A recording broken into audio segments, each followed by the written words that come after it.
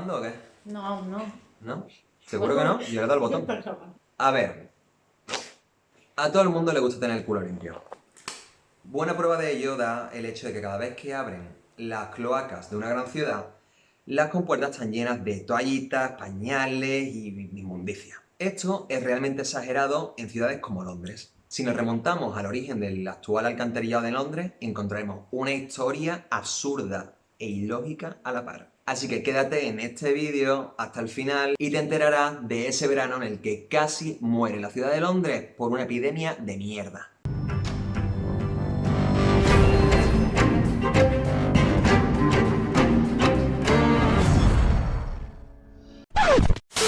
Bueno, total, estamos a inicios del siglo XIX. La revolución industrial ha provocado una migración masiva hacia las ciudades desde el campo, con un montón de gente que estaba buscando una vida mejor. Esto provocó que la población creciese de manera exponencial y que fuese bastante común el hacinamiento en comunas familiares de hasta 40 personas, que me recuerda a mí a mis años de carrera. Imaginaos por un momento esa gran cantidad de desechos y excrementos que generaban esas comunas. Por aquel entonces no estaba muy cotidianizado el uso del inodoro. Por tanto, todos estos desechos y excrementos iban a parar a los pozos negros situados en puntos estratégicos de la ciudad. Los informes y crónicas de la época hablan de cerca de 200.000 pozos negros en la ciudad, cuya gestión estaba en manos de los propietarios de esos edificios. El precio estándar de la limpieza y vaciado de esos pozos negros era en torno a un chelín, que hoy en día nos parece una cifra irrisoria, pero que para el londinense de aquella época era muy caro. Por tanto, cada uno se encargaba de su mierda. En aquellas comunas en las que existían inodoros, el caudal de desecho era mucho mayor. Por tanto, esos pozos negros que después no se vaciaban podían llegar al nivel de metros de altura de mierda. Joder. Sí, joder, eso digo yo. El precio de la limpieza y la desatención de los propietarios de las comunas llevaba a que estos pozos negros se llenasen de tal cantidad de residuos que filtraba a las precarias alcantarillas que existían ya en la ciudad. Por lo tanto, se filtraba un caño de mierda, sí, de mierda, a unas pequeñas alcantarillas dedicadas solo a recoger agua de lluvia. Y esto después llegaba a las calles. O sea que imaginaos el olor que tenía Londres por aquel entonces. No me lo quiero ni imaginar. Las familias de los barrios más pudientes contaban con inodoros y con tuberías de salida de estos desechos y excrementos que iban directamente al Támesis. Pero esa no era la única comodidad que tenían. Existían tuberías de suministro que traía agua desde el Támesis a cada domicilio. El mismo agua del Támesis a la que se vertían todos los desechos y excrementos que venían de las casas. Vamos, que se me está levantando el estómago, no me quiero imaginarlo, ¿sabes? Así que, todo bien, all right, ¿vale? Sí, yo... Me llega caño de mierda a mi casa. El colonialismo inglés había traído a Londres cosas tan chulas como el curry, los trapecistas chinos y el cólera. En 1831 empiezan a ver los primeros indicios de que el vívero cólerae tiene el picorcito, está empezando a distribuirse por la ciudad. ¿Por qué? Porque empezaba a haber gente que se moría de cagalera directamente. Las mentes ínclitas de la época, debido a su ignorancia, mantenían que la enfermedad se transmitía a través del aire, a través de unos miasmas o malos humores que llegaban a través de la descomposición de la caca. Vaya, ¿para qué vamos a decirlo de otra manera? Según explicaba la teoría miasmática de la enfermedad. Esta teoría fue acuñada en el siglo XVII y mantenía que la descomposición de los compuestos orgánicos, esa de la sangre, de la carne, de los desechos, levantaba emanaciones fétidas y tóxicas que eran las que provocaban las enfermedades como el cólera, la malaria o la sífilis. Esto ya venía de la cultura grecorromana, se venía arrastrando ya desde hace muchísimo tiempo. Y ellos pensaban que las enfermedades eran provocadas por malos aires mandados por los dioses. Justus von Liebig, que era un defensor férreo de esta teoría miasmática de la enfermedad, afirmaba que la fermentación de la sangre levantaba estas emanaciones tóxicas que provocaban el cólera, la viruela o la sífilis. Estaba el chaval metidísimo, ¿sabes? En el tema. Bueno, total. Mientras solo se muriesen los pobres, all right, ¿vale? Bueno, no pasa nada, es que viven en la mierda y lo que provoca que estén malos es pues, la descomposición de sus propios desechos. ¿Qué le vamos a hacer? Pero resulta que no era todo tan bonito. Empezaron a morir personas de los barrios más acomodados. Y entonces sí había que hacer algo. Debido a la descoordinación de las comunas, de los barrios, se fundó en 1853 el Consejo Metropolitano de Obras, que intentaba aunar un poco criterio a la hora de actuar frente a este problema. Entonces dijeron, bueno, pues mira, si el problema lo tiene la mierda, pues vamos a vaciar todos los pozos negros, los tiramos al río y aquí Santas Pascuas y hemos salvado de nuevo la ciudad. Pero qué sorpresa, que todos esos residuos de los pozos negros que estaban vertiendo al Támesis, después iban al agua que por las tuberías llegaban a los domicilios. O sea que, alright, hemos salvado Londres una vez más. El mismo Faraday calificaba el agua del Támesis como un líquido marrón denso y opaco. Cacaolat. Río de chocolate. Muy bien. Otra cosa. Un año después de esta genial idea, Londres era un lugar nauseabundo. No se podía respirar por la calle. La gente que se acercaba al río siempre pillaba algo raro o moría entre terribles sufrimientos o cagaleras incontrolables. De hecho, estaban sufriendo la tercera epidemia de cólera. La primera que fue en 1831, la segunda que fue en 1848 y esta era ya la tercera. Y es que en cada epidemia tenían una tasa de mortalidad de cerca de 50.000 personas. Un médico londinense estudioso de los trabajos de Louis Pasteur, que se llamaba John Snow, quiso poner solución a este problema a través del caso particular que ocurrió en el Soho, precisamente en la calle Broad. Broad Street es una callecita de 200 metros en la que en esa epidemia de cólera murieron cerca de 500 personas. John Snow se percató que en la taberna local cerca de 70 trabajadores no habían padecido en ningún momento síntomas del cólera. Y preguntando a estos trabajadores, se dio cuenta de que solo bebían cerveza.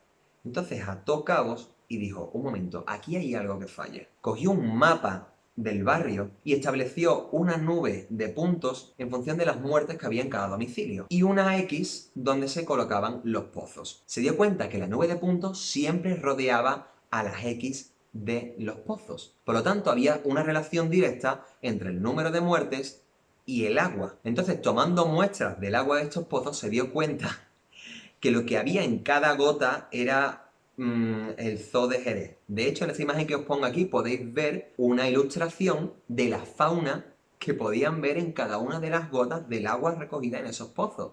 John Snow se había puesto a estudiar los trabajos sobre la teoría microbiana de la enfermedad que había realizado Louis Pasteur tiempo atrás. Y si no sabes de qué cojones te estoy hablando, vete a este vídeo.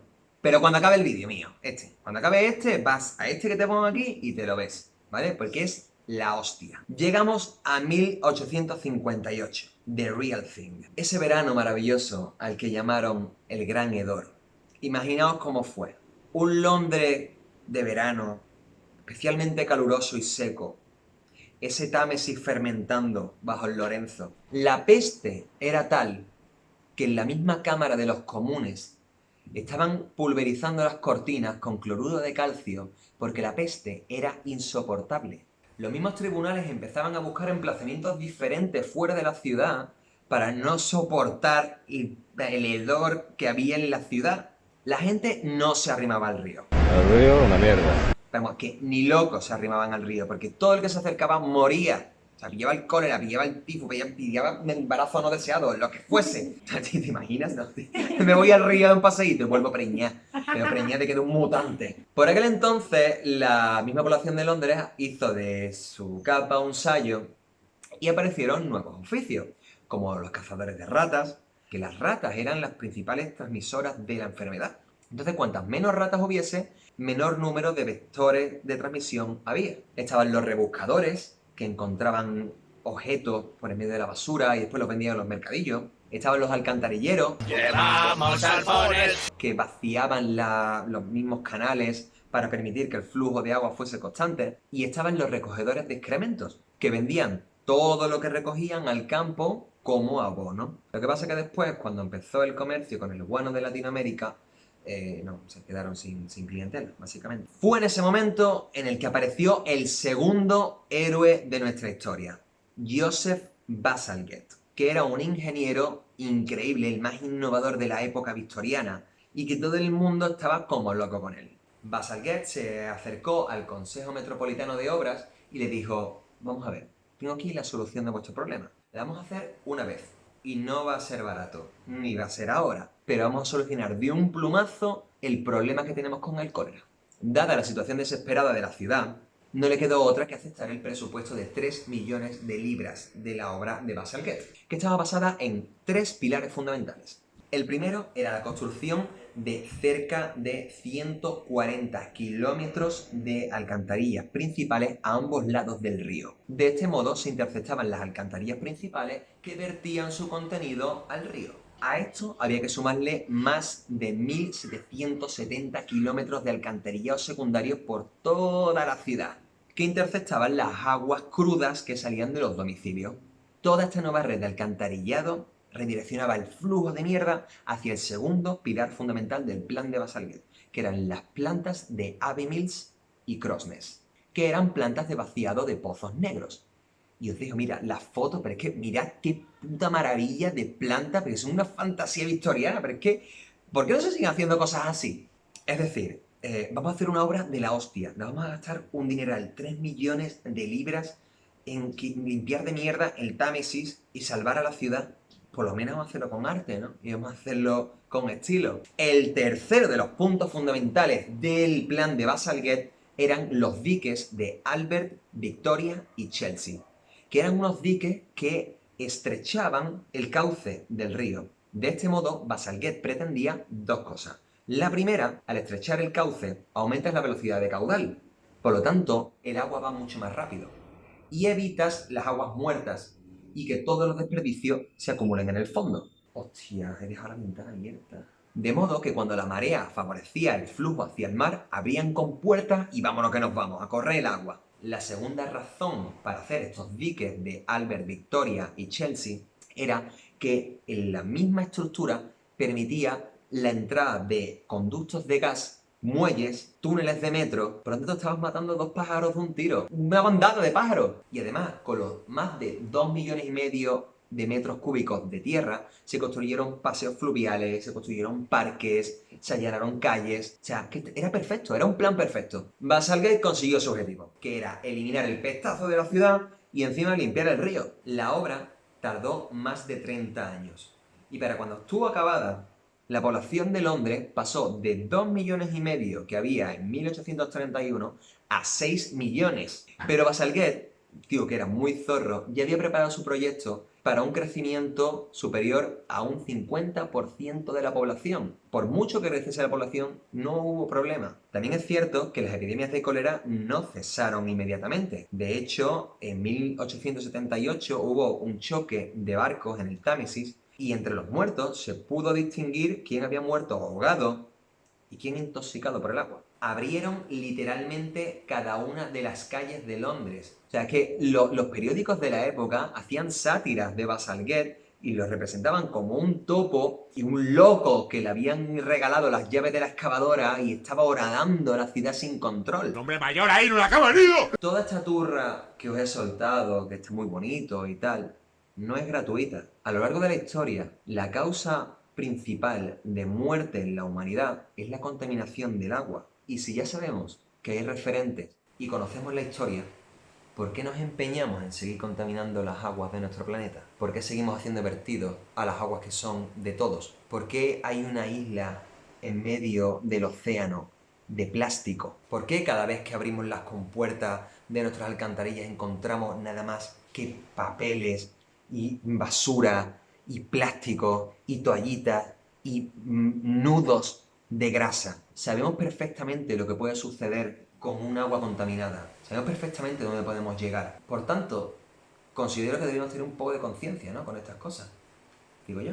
Yo lo que quiero es que os suscribáis, ¿vale? Porque suelto unas turras enormes y para mí es una liberación soltar aquí delante de la nada y soltándolo en YouTube a gente que no conozco, a la que igual le puedo hacer un poquito más llevadero el día, o se puede divertir, se puede reír, echar el rato, o yo qué sé, o decir, mira el payaso este ahí con su gin tonic hablando de gilipolleces. Suscríbete, déjame comentarios, escríbeme, búscame en Twitter, ¿vale? Búscame en Instagram. ¿No? Yo qué sé. No, a suscribirnos, ¿no? Me está saliendo un vídeo de mierda, ¿eh? Me voy a tener que echar otro gin tonic. El colonialismo va a llegar. Yo levantándome cada vez que pasáis de mí.